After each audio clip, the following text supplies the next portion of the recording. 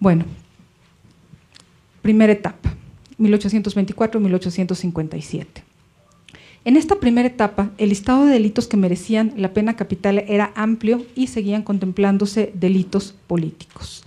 Los primeros documentos constitucionales no incluían artículos o garantías tendientes a limitar la aplicación de la pena capital, pero las incluye el Estatuto Orgánico Provisional de la República Mexicana, dictado en 1856.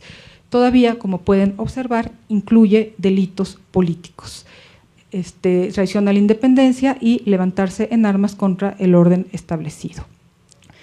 Por otra parte, también en esta primera etapa, se nota una preocupación por las condiciones de la ejecución, aunque las ejecuciones seguían siendo públicas. En las bases orgánicas de 1843 se contempló: la pena de muerte se impondrá sin aplicar ninguna otra especie de padecimientos físicos. Como es bien sabido, la codificación penal fue tardía. Un ejemplo de los primeros códigos es el Código de Veracruz de 1835, que además establecía diversas condiciones para la ejecución. Primero, la pena de muerte no podía aplicarse a las mujeres embarazadas y de estarlo había que esperar 40 días después del parto. Al condenado se le debía tratar benignamente, se le debían ofrecer auxilios espirituales, permitirle el contacto con la familia. En cuanto a la ejecución, hay una novedad, donde se sigue el ejemplo de Francia y España. Los condenados debían ser ejecutados por medio del garrote o bien ser fusilados. Pero hay una continuidad con el castigo tradicional. Las ejecuciones seguían siendo públicas, se anunciaban con días de anticipación y se realizaban a mediodía, aunque no en domingo ni días feriados. No se han hecho estudios sobre la pena capital o las ejecuciones en esta etapa, por lo que es poco lo que puedo decir de la práctica. El garrote o fusilamiento efectivamente parecía utilizarse desde la independencia, por tanto, parecía haberse adoptado la prohibición de la horca. En el Código de Veracruz hay algunas noticias que indican que los condenados eran fusilados y, por otra parte, en 1827 se determinó que los gobernantes de los estados deberían de encargarse de las ejecuciones y no pedir al ejército que prestara a los soldados que deberían encargarse. Esta petición se repite en 1835. Una sola imagen de ejecuciones en la Ciudad de México muestra, sin embargo, que se seguía utilizando el garrote vil. Por lo tanto, entonces, en esta primera etapa parecen utilizarse fusilamientos y garrote. Segunda etapa. Lo primero que se observa en esta etapa es un aumento de la oposición a la pena capital. El asunto se discute de forma muy amplia en el Constituyente de 1857 y se observa por primera vez una constante. Los constituyentes y las comisiones redactoras se dividen y en general manifiestan su desagrado por la pena. Sostuvo Zarco que en el seno del Congreso reunido en 1856 y 57 no se había levantado una sola voz que defendiera la pena capital. Efectivamente, los diputados optaron y se dividieron en torno a dos opciones. Algunos votaron por la abolición inmediata, entre ellos Zarco, Prieto, José Antonio Gamboa, Ignacio Ramírez, entre otros. Otros por la abolición condicionada a la existencia del sistema penitenciario, por tanto, por la subsistencia temporal de un mal considerado como necesario, entre ellos Ponciano Arriaga, José María Mata o Melchor Ocampo. Lo mismo se observa en la Comisión Redactora del Código Penal de 1871. El único en defender la preservación de esta pena fue Antonio Martínez de Castro. El resto de los miembros se opuso, pero el presidente Benito Juárez, por conducto del ministro de Justicia, les hizo saber que el gobierno apoyaba la conservación y que la pena se conservaría. De nuevo, se nota una división en el seno del Constituyente de 1917 y, por último, en la Comisión Redactora del Código Penal de 1929, aunque en esta última fecha privó la opinión de la mayoría y se desechó la postura de José Almaraz, quien pugnaba por conservar la pena capital. En este punto vale la pena revisar los argumentos en contra y a favor que se presentaron a lo largo del siglo XIX y las primeras décadas del siglo XX. A favor de la pena de muerte se argumentó su ejemplaridad o el valor disuasivo e inhibitorio. Por ejemplo, en 1877 afirmó Alberto Lombardo: mientras que las malas pasiones no desaparezcan del género humano, la pena de muerte tiene que subsistir, pues las celdas de una penitenciaría jamás serán tan temibles como las celdas del verdugo. Quienes esgrimían esta idea solían aportar ejemplos.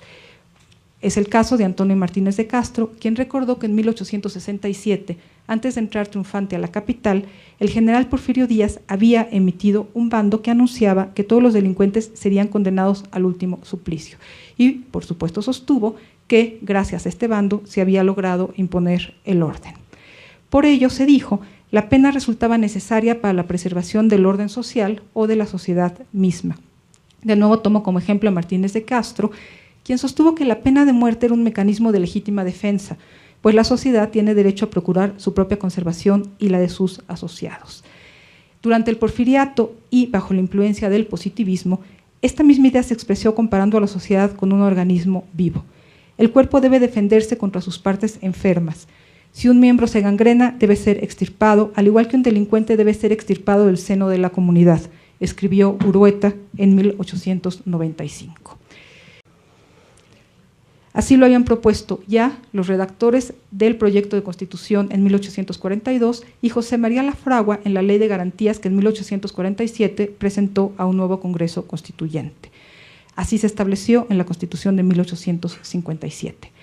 La tarea de establecer el sistema penitenciario se encargó a las autoridades administrativas, pero se desechó la propuesta de Vallarta y no se fijó un plazo para ello. Esto se fue alargando hasta que en 1901 se eliminó este fragmento del artículo 23 constitucional. Es decir, la existencia de la pena de muerte no se condicionó a la existencia de un sistema penitenciario. ¿Por qué se eliminó esta cláusula en lugar de aprovecharse los años de paz porfiriana para construir el sistema penitenciario? Sobre todo considerando que existían muchos argumentos en contra de la pena de muerte.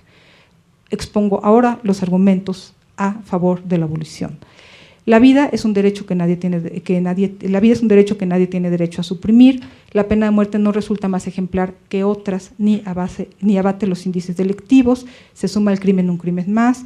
Es una venganza que resulta contraria a los fines de la pena, pues no satisface la finalidad de rehabilitar. Y algunos argumentos que se expresaban solamente en algunos años.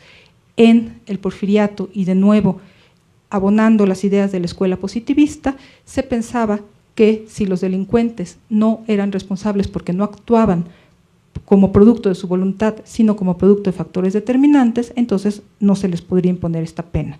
En la Revolución se decía, en cambio, que si la criminalidad era producto de la miseria y la ignorancia, el Estado no podía castigar a los criminales hasta que no solucionara primero estos problemas. Bueno, entonces, a pesar de la oposición, muchas veces de la mayoría, los legisladores y los redactores del Código de 1871 optaron por preservar esta pena. En cuanto a la limitación del número de delitos que podían merecerla, se observa una cuestión interesante. La Constitución del 57 los limita de forma importante porque elimina los delitos políticos, elimina la traición a la independencia y la sublevación, aunque después se amplíen o se incluyan algunos otros delitos del fuero común que no incluía la Constitución del 57. Por ejemplo, en 1901 se sumó el plagio y en 1917 se discutió, aunque se rechazó, la posibilidad de incluir la violación. No voy a leer el listado de delitos en el Código de 1871, pero bueno, básicamente obedece al listado de la Constitución de 1857. Un tercer elemento característico de esta etapa es la insistencia en la realización de ejecuciones sin suplicio y ya se establece que la pena se debe realizar en privado. Según el Código de 1871, no podía aplicarse a los mayores de 70 años ni a las mujeres. Antes de la ejecución se debían conceder al reo entre 1 día y 3 días para recibir auxilios espirituales. La noticia de la ejecución se participaba al público, pero el acto se celebraba en privado, en la cárcel o en otro lugar cerrado. La ejecución no podía realizarse en domingos o días festivos. Debía reducirse a la simple privación de la vida sin agravar los procedimientos del justiciado. El cuerpo del delincuente no podía ser enterrado con pompa y, según estableció el Código de Procedimientos Penales, a la ejecución debían en el Distrito Federal asistir 2 médicos que dieran cuenta de la defunción.